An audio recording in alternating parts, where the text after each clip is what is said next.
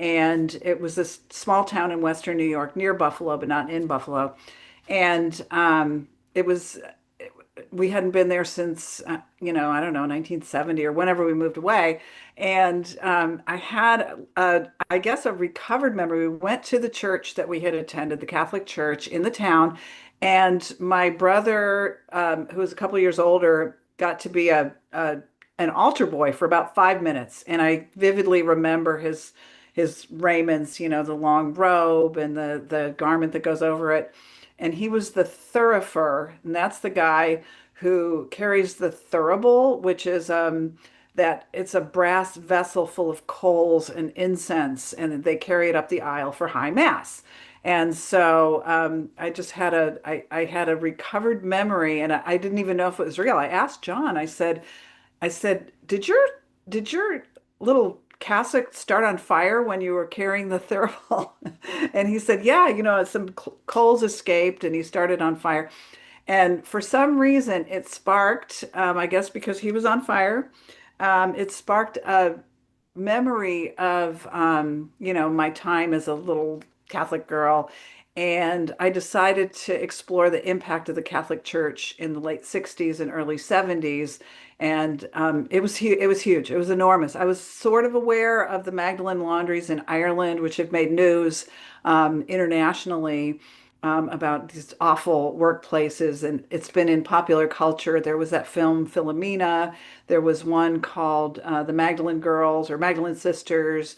Small Things Like These, which is a huge, huge and beautiful novel, and a film that came out last December in the States. So I was sort of aware of those things, but I didn't realize that this system of Magdalene laundries had spread all over the world, and especially to the United States. There were at least 38 that I found, and the worst one was in Buffalo, and it was set in this big, hulking.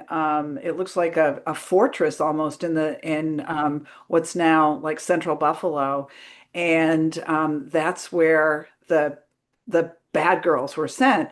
And so I found a Facebook, kind of like a Facebook nostalgia group called Buffalore, um, about, people would post things about old Buffalo.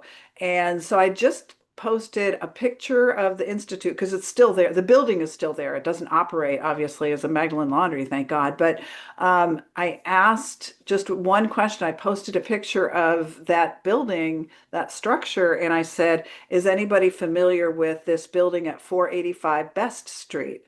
And if you go to my Instagram feed, I think it's the first video that you see on my wall or my feed.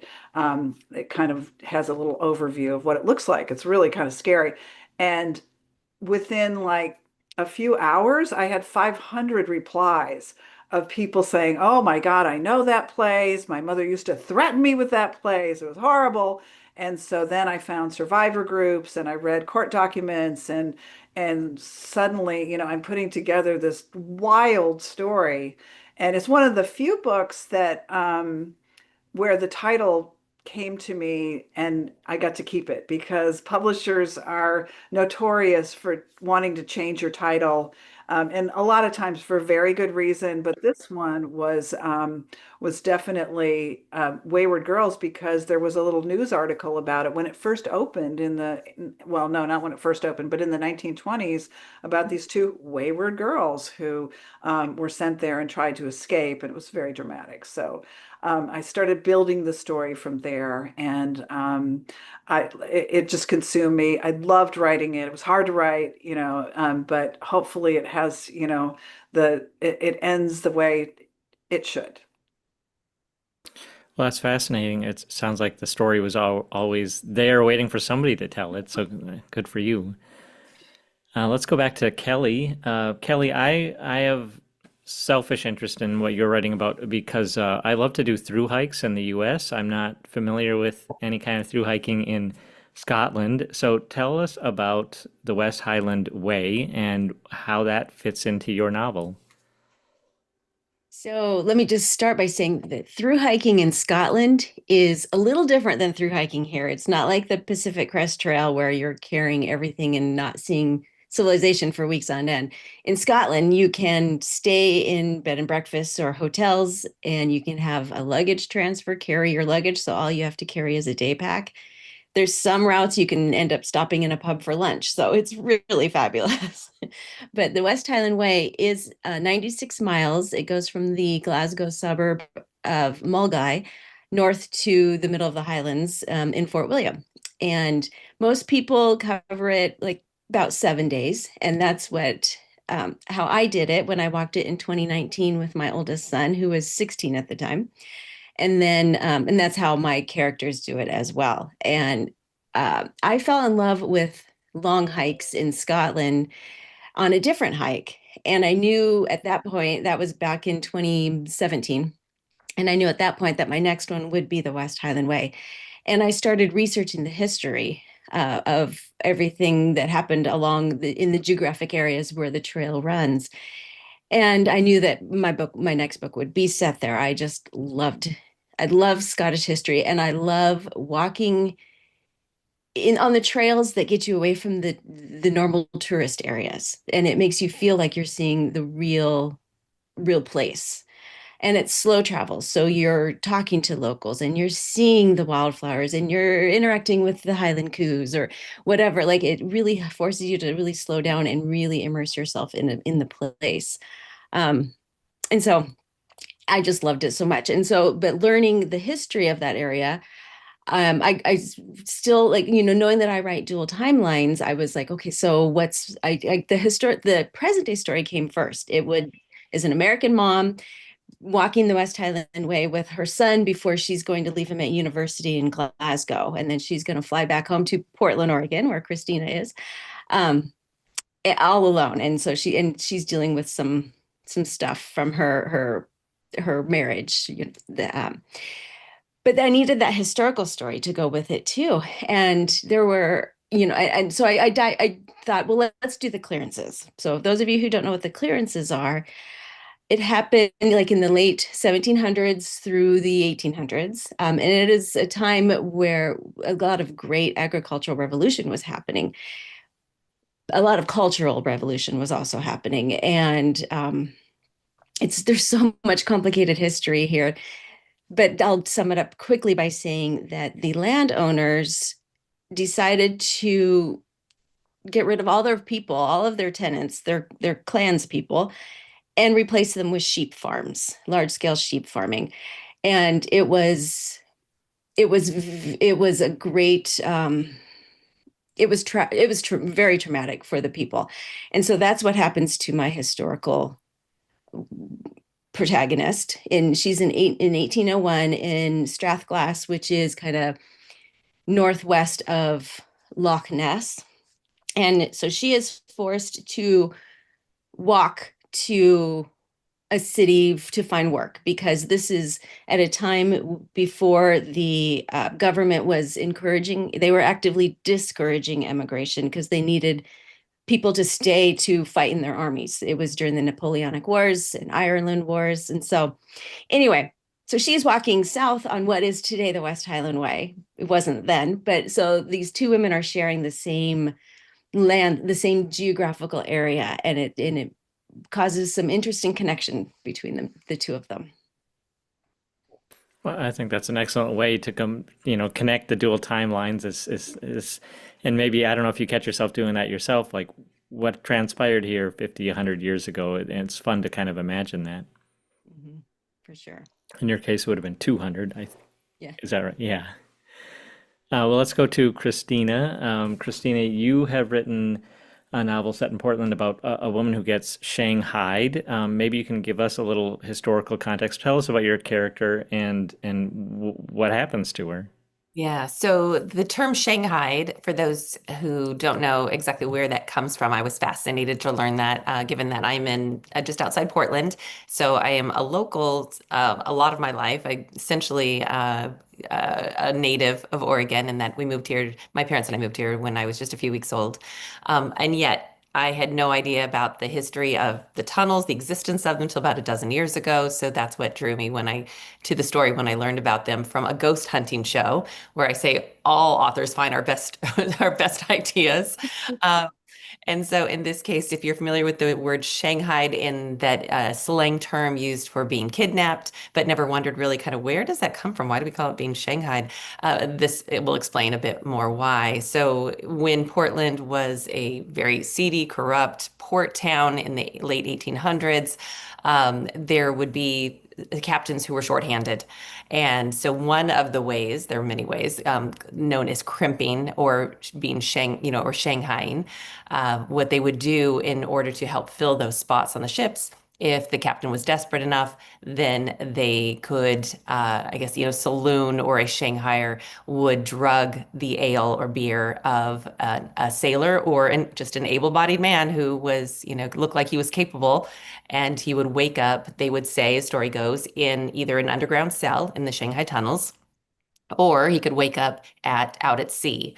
And at that point, he's given two choices. He can either work his way off for free all the way to a place they would say as far away as Shanghai and back, which was, by the way, a 6-year round trip, or he could refuse and risk then being tossed overboard as just a drain on resources. Because at that point, he had been sold to the captain for upwards of $50 a head, which you can imagine back then was a lot of money.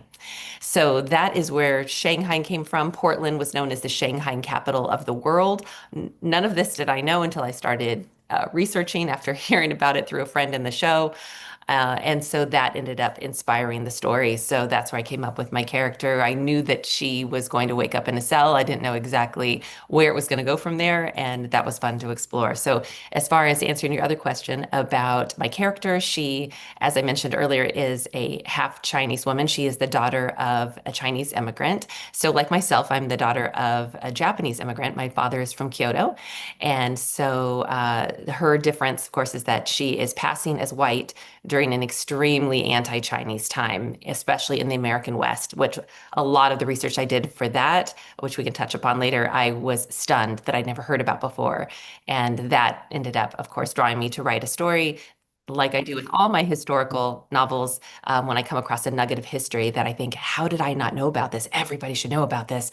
And that ends up pushing me to write a whole story about it that I hope people like myself might pick up because they want to enjoy a story that is wrapped around pieces of history that when you're done, just like all the other wonderful authors here too, right? That when you get done, you think, oh my gosh, I learned a lot too. And you hope then to go down the rabbit hole, that they go down the rabbit holes and learn more and then also share with other people.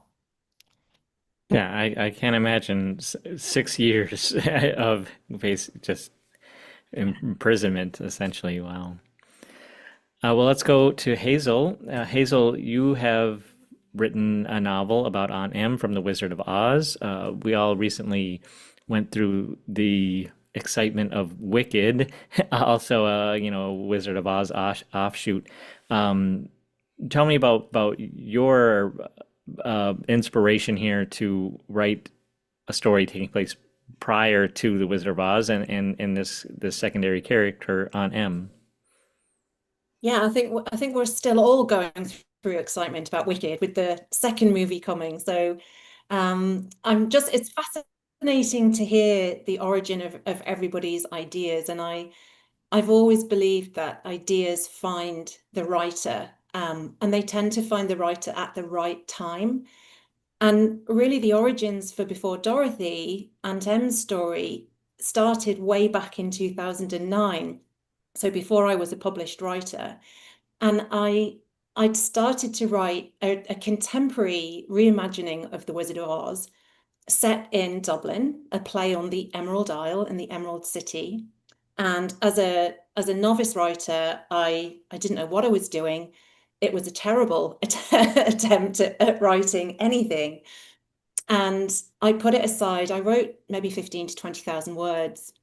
And I put it aside and started to write what became my first historical novel, The Girl Who Came Home, about the Titanic. And here we are, many years later.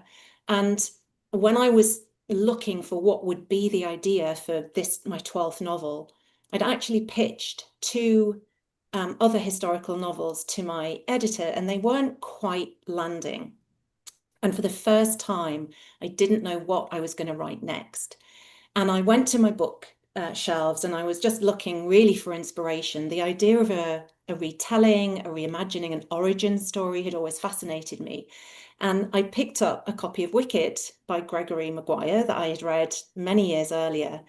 And I smiled to myself and I put it back and I said, well, there's the best reimagining. Who ever thought about telling the story of the Wicked Witch of the West? And I went for a walk, and no word of a lie, as I was walking, the name Auntie M popped into my head. And I just got goosebumps because it seemed so clear, so instantly, that there was a story to be told. But I didn't know if it had already been done, and I didn't quite know what we know about NTM. I think when I say the name NTM, most people probably imagine the sepia-colored woman we meet in the movie with Judy Garland. And she's quite stern, she's quite brusque, not particularly warm or likable. So I picked up the source material, L. Frank Baum's The Wonderful Wizard of Oz. And in the opening chapter, he describes Auntie M as, when she first went to live in Kansas, she was a young, pretty wife, but the years had changed her. They had taken the color from her cheeks and the sparkle from her eyes, and she never smiled now. And as any writer will know, when you read something like that, that totally changes your perception of something, whether fact or fiction, it's like a piece of gold. And I instantly knew there was a gap here. There wasn't much known about her, which was my perfect way in to tell this story of a woman whose life had been changed, but by what and by whom? And one of the other things that's not definitively answered in The Wizard of Oz, either the book or the books, because Baum went on to write many more, is why is Dorothy living with her Auntie Em and Uncle Henry?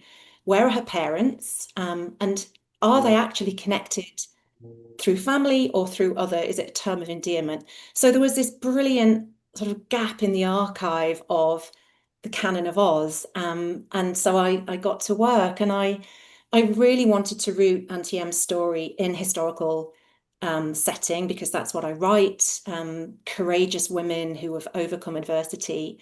So setting her story through an event that may have answered why she was changed. And to me, that event was the Dust Bowl.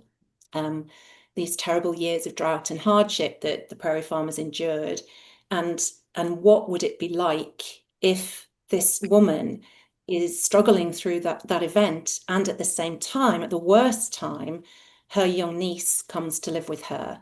So it was just the most magical, joyful writing experience to go back to a story I've known since I was a little girl. The Wizard of Oz was on TV every Christmas Day in England, which might sound strange to people who've known it probably as a fairy story that they grew up with as a book. For me, growing up in England, I met these characters through the movie first, and it really just has felt part of my sort of touchstone to classic children's stories, and to set a very real version of that, and to link little touchstones from a real world back to the fairy story that we know was just fantastic. And I'm having such fun talking about it. People are intrigued, and as you say, Colin, we've sort of reached this pop culture moment again of the Wicked movies, and people are going back to the origin, or sort of finding a different route back to these characters.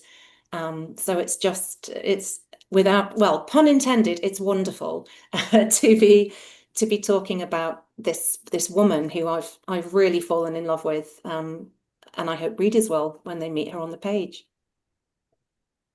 Yeah, that's fantastic just to hear how a single line like that can inspire a whole another novel, and to hear how passionate you are to be able to tell that story. That's wonderful.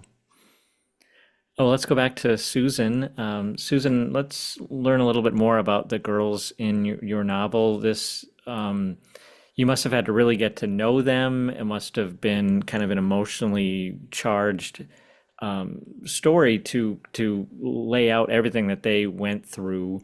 So talk about navigating the challenges of confronting the realities that they faced, while also bringing them out as real, fully formed young women who did not deserve to be treated like that.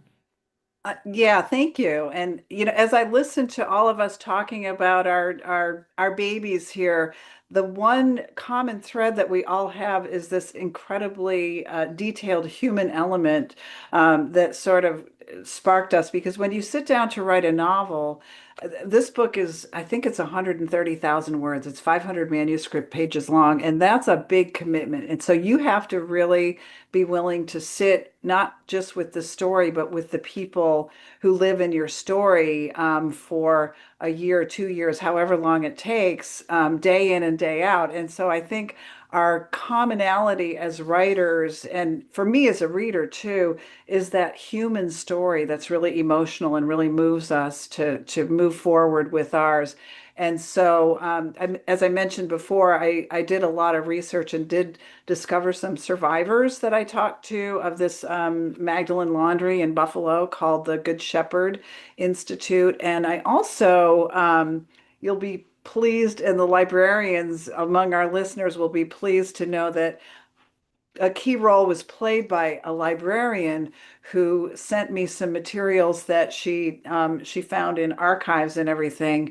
And one of the little tidbits that she sent me was the fact that the library bookmobile used to visit this reform school once a month, and so that kind of plays a key role as well. But as I was thinking about the kind of girls who would be here, it's a lot of them would be the girls that you would imagine. They are at risk. The foster care system has failed them. The church was very aggressive in enlisting local county judges who do, family placements and things like that to send them girls to be at this institute. And so there were a lot of places feeding into it. But the first one, the first character and the main character, her name is Marin O'Hara. The first name means Star of the Sea, and the last name is named after, I kind of cribbed from actually one of the survivors in the court documents that I read. And the reason there are court documents is that New York State created that. You've probably heard about it in conjunction with like the action taken by E. Jean Carroll. It's a look back law where they removed the statute of limitations. So no matter how long ago the harm occurred, you can still take action on your own behalf. And so they had that, and they had the Adult Survivors Act in New York State. And so those elements come into play, and they enable the characters later in life to be able to seek justice for the things that happened to them. And so I decided to write an ensemble story with one lead character. So there are six girls. We have Marin, whose mom was a very traditional Irish immigrant, and she's sent away because it turns out Marin's stepdad is not so nice, and so the mom figured the only way to protect her is to send her to this institute when she's 15. We have Angela, who is very, very smart, but she likes girls, and that was considered a terrible, abnormal situation. And they thought the nuns would reform her. So we have Angela and Marin. We have Helen, and Helen's during the late 60s. That was when communist China under Mao Zedong was being formed, and her parents were intellectuals, and intellectuals got into a lot of trouble in China at that time, and they went to China and needed their daughter to have a place to stay. So they thought this would be while they were in China, and they didn't know they would be detained. They thought, well, she could stay at that place down the road. The nuns will take good care of her, never knowing what it was really like on the inside. So we have her. There was actually a racial incident that was notorious in 1967, I believe, or early 68. There were race riots, and it was so severe that they actually sent the baseball player Jackie Robinson to try to calm things down. And so one of my girls who was sent to reform school, because obviously if there's a person of color to blame, that's usually the one who's going to get the blame. And so she was sent there. We have Denise, who was kind of a tough cookie, and she failed out of or I should say, the family, um, foster family system failed her. So we have her. There's a gal who's neurodivergent. And then there's a couple of the nuns who have stories of their own. And they were very interesting and fascinating to me to write about. And so it was really fun for me as a writer to try on all these roles. You know, when we're writing about different characters, we're trying to take their point of view and and discover things about them. And so it turned into this really nicely textured, well-rounded story of girls from all walks of life who find themselves under the same roof. And I'm always a sucker for a story about a team effort, girls teaming up, and you've always got me. And so we have our team. And then what was equally fun for me was to sort of imagine how their lives would unfold after this, because obviously it was very traumatic. And when there's trauma, people recover from it in different ways and reclaim their lives in different ways. And so you get to see how each girl embraces it. And some of them really, really surprised me. I'm really proud of, the way some of them turned out. Obviously, there was some tragedy involved, but I don't want to spoil anything. But it's definitely a girls forward storyline for this book. So I'm eager to see what readers are thinking of it. Well, it sounds like you must have really spent a lot of time getting to know them yourself in order to share their story on the page. You do. And one of the things that happened as was finishing the book is that we drove from Bainbridge Island, where I live near Seattle, to the Texas Hill Country to go see the eclipse last year. There was a full eclipse in April of last year, and we decided to get a camper and drive down there and see the eclipse. And so during that whole time, I read the whole first draft of the novel to my husband, my very, very patient, long-suffering husband. And by the end of the trip, we were talking about these characters as if they were our kids, they were our friends. And so we still kind of talk about them like family members. Yeah. That's great. I love your glasses, Susan. I just have to Oh, thank say. you. Thank you. Yeah, these are my fashion forward ones for Zoom meeting. Kelly, let's go back to you. Your major theme in your novel is motherhood in both timelines. Talk about the scenarios for both mothers and what they want for their kids and how that plays out in your story. So yeah, mothers and sons, that's something very dear to my heart. I have two sons myself. And so my historical protagonist, Sorika, she, as I said, she is brutally evicted from her home, and she has one son. They both must walk this route together. And so, all of her decisions are guided by how to do best for her son, for Colin. um, and oh no, sorry, Anuis is his name. Colin is my present day son. So anyway, and then in the present day, it's Kiaka. She is walking with her son. They're both American. He's going to be staying at university in Glasgow, and so the end of the hike means to her a separation. But she's also dealing with keeping secrets from her son about his dad, about her husband who has passed, but also had betrayed her in ways that she didn't want to. She doesn't want to scar his memory for her son, and so she's protecting her son. They're both moms are protecting their sons from certain truths and trying to map out their future in ways that maybe she has control over, maybe she doesn't, and just dealing with, I think, as all moms deal with, like, when their babies grow up, it hurts to let them go, but that's what they need in their own lives. But so moms have to be strong at a lot of times in their lives, and so that's kind of what I deal with in this book is this love that totally makes you who you are. It gives you strength in ways you didn't know you had, and allowing yourself to feel the pain of letting them go and setting them free into their own lives. But did that answer your question? Yeah, yes, of course. Okay. I think I find it interesting the parallels you can draw, even though the historical contexts are so different, but the human elements are all there and very much the same.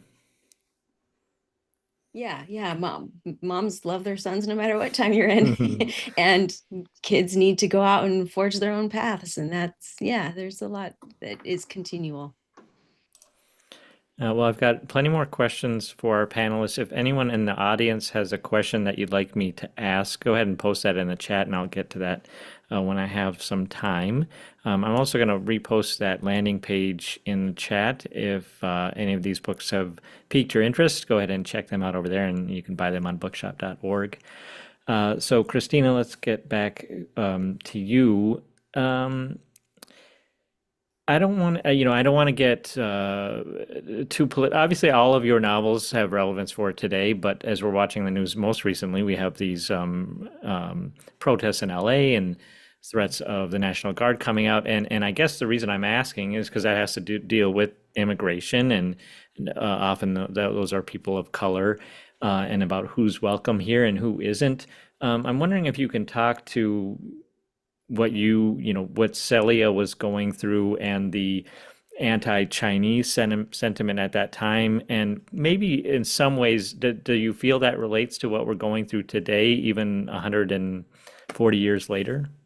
Right. Yeah, absolutely. I mean, I think that one of the things that we all cover in our, especially historical novels, is that there are some things that change and other things that stay the same. And there are universal themes, and which is why it's so important that we learn about the past, right? They always say, so that we don't repeat the mistakes is the hope. And so it was interesting as I was writing this book, obviously long before the topics coming into the news with as far as, like you said, with the raids or riots or what have you, is that back then in my story, when she is struggling during a time that is very anti-Chinese, the Chinese immigrants were actually recruited from China and asked to come over because the labor was needed so badly, to build primarily the Transcontinental Railroad, just literally backbreaking labor. And then when the railroad was almost complete, then the politicians started running on slogans such as "The Chinese must go" was a big one,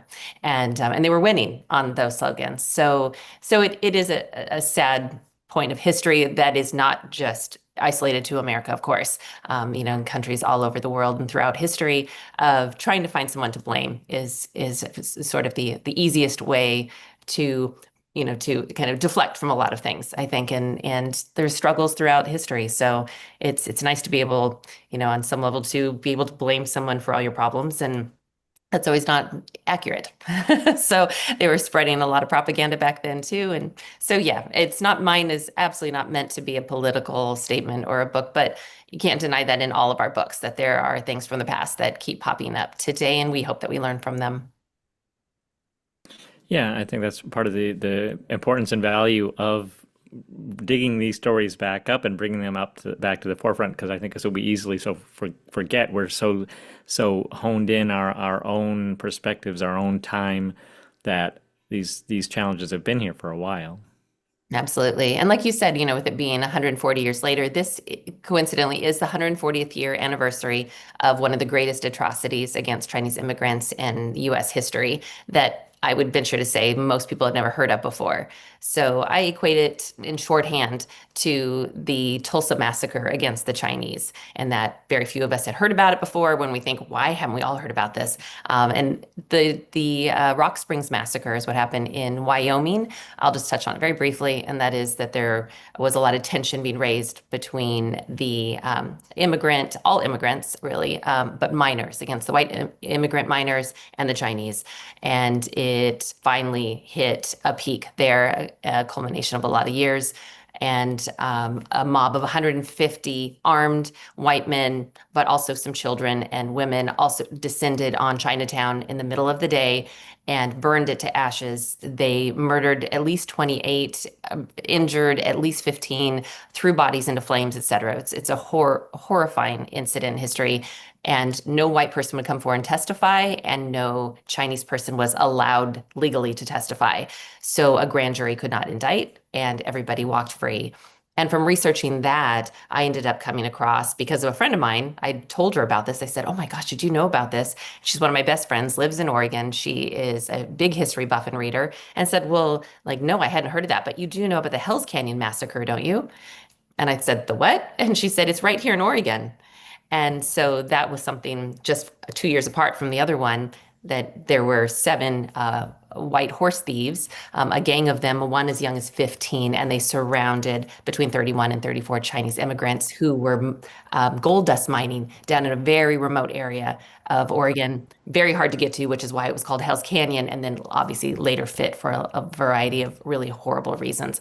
And court documents from that case were hidden in a safe for over 100 years. And only in 1995 were they revealed, when the safe was donated to a county museum. Before that, it was kept separate from all the other archives, because there are a lot of prominent family members who were tied to the court case.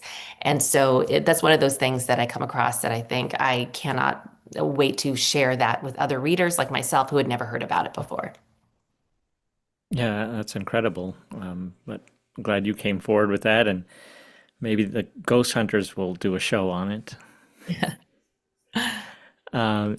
So we have a question from Carol. Before I get to that, I want to bring Hazel back on and ask about the Dust Bowl. So you have the Wizard of Oz here, and not exactly a historical story, but Auntie M is a product of her time and what was happening there. So a big part of history here is 1930s Great Depression, the Dust Bowl. Can you tell us a little bit about what you had to do to make this an authentic story, and create a fully rounded character around that historical setting? Yeah, great question. And from the outset, this was always to me a historical novel. It was really important to me to ground this fictional character in reality, and to set her journey, her struggles in a historical setting, so that, of course, The Wizard of Oz is a fairy story written for children 125 years ago this year, and takes us into a very fantastical, mythical world. So really, writing before Dorothy, to me, was the opposite of that. It had to feel very different and very real, and as I say, very rooted in real world, in a real world setting. And as all my novels do, as all of our novels do, to take a moment in history and to really excavate it from the distant black and white, little fragments maybe of stories that we know about a time, a place, a person, and to bring it into a narrative setting that kind of adds color. So, and I think that's what's so fabulous about historical fiction. We're all talking about these sort of lost parts of history or little known stories. And what a historical novelist can do is make that accessible through character, through emotion, through very relatable things, that a reader today can pick up and be taken back there. And it feels real, it feels present. And to me, the way to do that for this iconic fictional world was to make it, as I say, set in a reality of the Dust Bowl, and to find examples in that real world that link back to the fantastical part of the Emerald City and Oz. So, for example, my equivalent of, I'm not writing a wicked witch in this story, but I needed a malevolent force. I needed something that terrified everybody, that threatened everybody. And that to me was the dust storms. So these dark, menacing, destructive forces that, change everything for the prairie farmers. That is my equivalent of the Wicked Witch. Taking other elements from the story, the iconic gingham dress that Dorothy wears, for example, where would be a real world example of that? And at the time, the women of the prairies were extremely resourceful, and they started to make clothing for their children from the grain sacks and feed sacks. And the producers of the grain and the feed started to realize people were using their sacks to make clothing. So what did they do? They printed patterns on the sacks so that the dresses would look more like a dress. And one of the patterns that became most popular was a blue and white gingham check. So the gingham girl dresses, and again, it's a very real setting that to me gives us a reason for Dorothy wearing the dress that she does. So everything that happens in Before Dorothy is born of the history of that time and of that place. And that was really important to me to, as I say, sort of take things that we know from The Wizard of Oz and thread in these links, little Easter eggs, if you like, for readers who've loved The Wizard of Oz as much as me to find. But if you come to Before Dorothy, never having heard of The Wizard of Oz, it works as a historical novel. And it, as I say, takes a part of history. To me, the answer to that line I said earlier about bounds, everything had changed for Emily, was Kansas and the Dust Bowl. But I take her story from being from a family of Irish immigrants, so similarly to Susan's setting, and therefore talking about the reality of home. What is home? Where is home? What happens when home changes geographically, drastically, environmentally?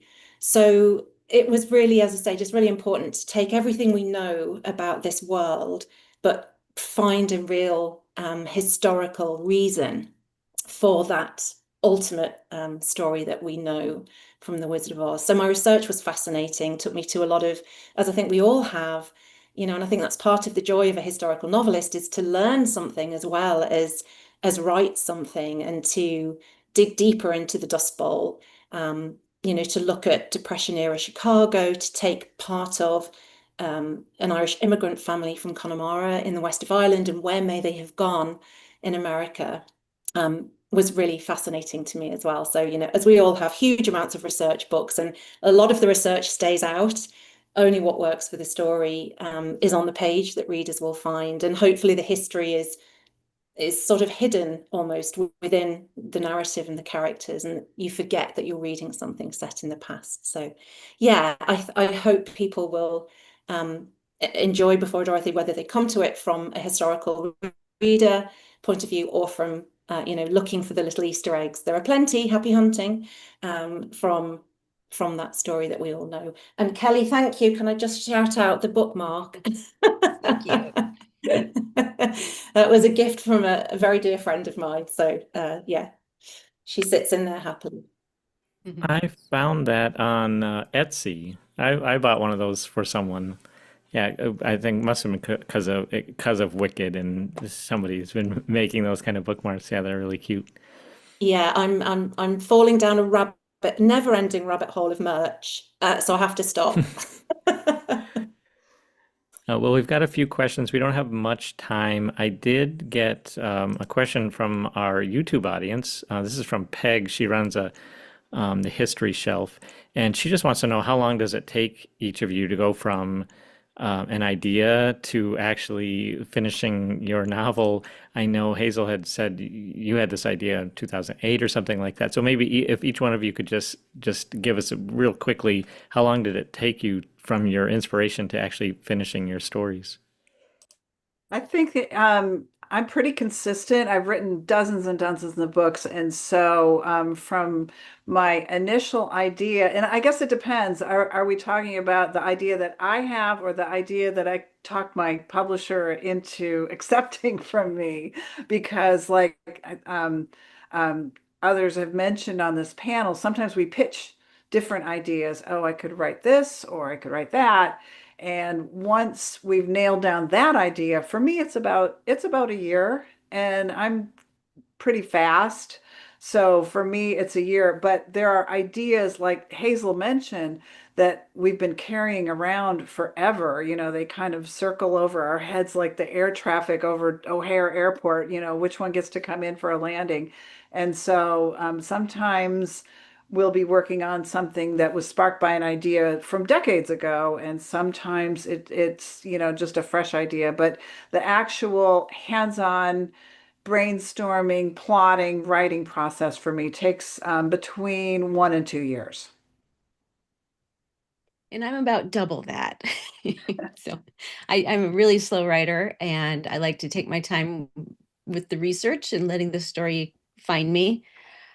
So yeah, Smoke on the Wind took me about 4 years, 5 years if you count all of the revising stages. But Yeah. And with me, so often before it was that an idea hit me and I'd research for about 4 or 5 months, come up with the outline, and then dive in and write the book for about 9 months. So I say it's like having a baby, and at the end you hope that people don't call your baby ugly. But what happened the last two book ideas I've had for my solo novels, they were ideas that I had gathered, this one a dozen at least years ago, and thought, oh, this would make a great setting for a book then, but I didn't know what that story was, and so just putting that, it was always simmering, and my next book idea that I'm really hoping my publisher is going to love, that I'm about to turn in as an idea, is something, same thing that I've had for probably at least 10 years. And I joke that these last two ideas that I've been working on has always been like the eye doctor, where it's like one or two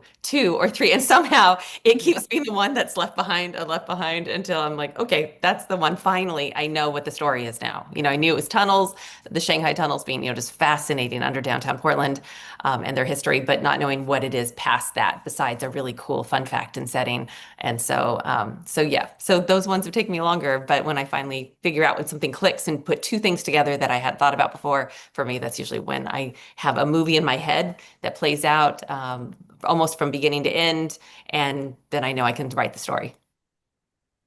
And for me, 2009 is extreme, but this idea patiently waited for me while I wrote 11 other novels. So I think we've all got that. There is a perfect analogy, Susan, these ideas circling above us. It's just which ones we choose to listen to. And if we ignore them, they'll drift away to another author. And then we'll go, damn it, that was my idea. But when I get down to the writing, like I sent an email to my agent, very excited, saying, I want to write Auntie M story, Auntie M from The Wizard of Oz. It's the best or worst idea I've ever had. That was September 2022, and the book will be published next week, June 25th, 2025. So I'm kind of between Susan and Kelly, probably. I'm not the fastest writer, and I don't plot my books, so I do tend to write myself into lots of sticky situations that I then have to unpick. And every time I tell myself I'm not going to do that again, and every time I do, but it all gets done in the end. So yeah, probably about two and a bit years, beginning to end. Well, congratulations to all of you. I want to wrap things up here. We're up against the end of the hour. We could talk forever. We barely scratched the surface here. I would like to let our audience know that Hazel and Kristina will be on a panel at the Historical Novel Society conference in Las Vegas. So if anybody wants to take a weekend in Las Vegas, come meet us in person. I'll be there as well. But thanks to everyone for attending. Thank you to our panelists, and just congratulations on these wonderful stories and sharing these wonderful histories. Before we end here, I always ask the question is like, why historical fiction? Now, a lot of you have kind of covered that already, but I came at historical fiction as a historian, is where I started out. But there's just so much more power in storytelling, and what I love about historical novels is you have to go so far in depth into the history beyond just what you can read, beyond just interviews and documents and those sorts of things. You have to really get to know these people. So I wonder if each one of you could just go talk very briefly about why write this as a story rather than as a history. What's the value of historical fiction? Susan, could you start us off? I think one of the people who endorsed Wayward Girls was Jodi Picoult. Everybody knows who she is. But part of the review that she wrote, or the blurb that she wrote, is she said, um, it said, this isn't just a moment in time, it's a cautionary tale. And so I think I love to explore the way something, that happened back then, a historical event, reflects back on today's world. And so I think it's a bit of a mirror. It helps us see today more clearly if we explore the past. Does that make sense? Yeah, yeah, very much so. Kelly, how about you? I feel like fiction helps. What's that saying? Truth is truth is stranger than fiction. No, a story told in fiction is sometimes so much more approachable and believable than if you were told the true story of what actually happened.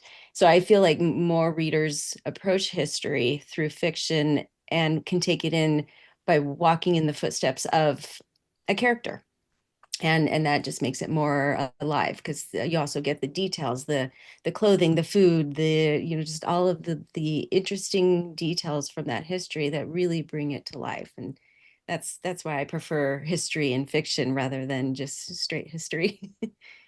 Yeah. Yeah, Thanks, and Kelly. I add on to that same, as far as I think we all love fiction, especially because I think more than almost any genre, I think it increases empathy in people, and that you get to be in their heads, you hear their thoughts, and we also have the ability as fiction authors to take small liberties here and there that serve the purpose. We love our author's note to tell you the difference, but to be able to cover more than a couple different incidents, for example, that are important to history, rather than maybe just having to focus on one because of a timeline. We're able to jump a lot and have other characters that also explore and have their experiences.